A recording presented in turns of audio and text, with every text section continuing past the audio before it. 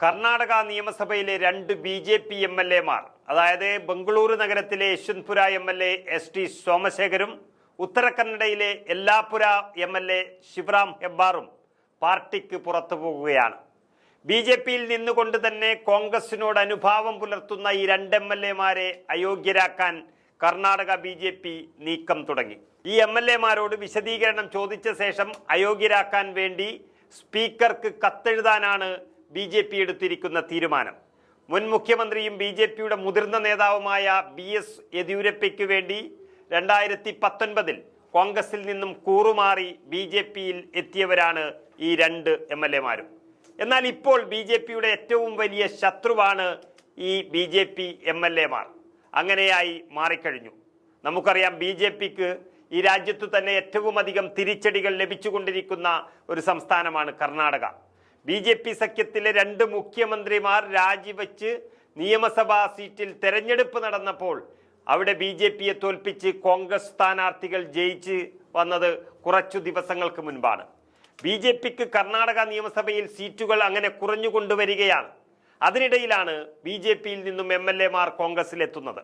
BJP അവരുടെ സ്വന്തം MLA-മാരെ അയോഗ്യരാക്കാനുള്ള തീരുമാനം തന്നെ ഏതു നിമിഷം ഈ രണ്ട് MLA-മാരും കോൺഗ്രസ് ചേരും എന്നുള്ളത് കൊണ്ടാണ്. രാജ്യസഭാ തെരഞ്ഞെടുപ്പിൽ ഇവരുടെ നിലപാടുകൾ വലിയ രീതിയിൽ BJP-ക്ക് തിരിച്ചടിയായതാണ്. രാജ്യസഭാ തെരഞ്ഞെടുപ്പിൽ ST സോമശേഖർ MLA കോൺഗ്രസിന് വോട്ട് ചെയ്യുകയാണ് ചെയ്തത്. അദ്ദേഹം കോൺഗ്രസിന് വോട്ട് ചെയ്തപ്പോൾ ശിവറാം ഹെബ്ബാർ MLA തെരഞ്ഞെടുപ്പിൽ നിന്ന് തന്നെ വിട്ടുനിന്നു. ലോക്സഭാ തെരഞ്ഞെടുപ്പിൽ കോൺഗ്രസിന് വേണ്ടി BJP MLA ആയ സോമശേഖർ പരസ്യമായി തന്നെ രംഗത്തിറങ്ങി എന്നത് ഇതിനപ്പുറം ഒരു നാണക്കേട് BJP-ക്ക് വരാനില്ല. അതുമാത്രമല്ല, ബസവനഗൗഡ പാട്ടീൽ യത്നാൾ എന്ന BJP-യുടെ മറ്റൊരു MLA പരസ്യമായി BJP-യുടെ കർണാടക നേതൃത്വത്തിനെതിരെ രംഗത്ത് വന്നിരിക്കുകയാണ്. ഏതു നിമിഷവും ഇദ്ദേഹം BJP വിടാനോ അല്ലെങ്കിൽ MLA സ്ഥാനം രാജിവെക്കാനോ തയ്യാറായി നിൽക്കുകയാണ്. അദ്ദേഹവും കുറച്ച് MLA-മാരും ST സോമശേഖരനൊപ്പം തന്നെ ബംഗളൂരു നഗരത്തിലെ MLA-മാരായ ഭരതി ബൈസവരാജ്, അതുപോലെ ഗോപാലയ്യ തുടങ്ങിയ MLA-മാർ കോൺഗ്രസിൽ വരാനുള്ള സാധ്യതയും ഏറി നിൽക്കുന്നു.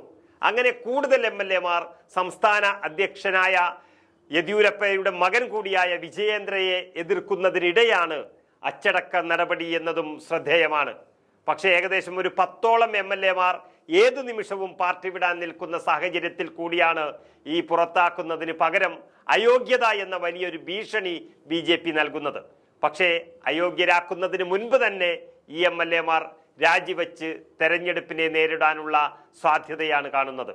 ഏതായാലും 224 അംഗ കർണാടക നിയമസഭയിൽ കോൺഗ്രസിന് 140 അംഗങ്ങളായി കഴിഞ്ഞു. ഇപ്പോൾ ഈ രണ്ട് MLA-മാർ ജയിച്ചു വന്നാൽ അത് 142-ലേക്ക് എത്തും. 3/2 ഭൂരിപക്ഷത്തിന് വേണ്ടത് 149 സീറ്റുകളാണ്. BJP-യിൽ നിന്നും രാജിവെച്ച് വരാൻ താല്പര്യമറിയിച്ചവർക്കിടെ അവരുടെയും കൂടി കണക്കെടുത്താൽ കോൺഗ്രസ് താമസിയാതെ തന്നെ 3/2 ഭൂരിപക്ഷത്തിലേക്ക് കടക്കും കർണാടകയിൽ എന്ന സൂചനയാണ് ലഭിക്കുന്നത്.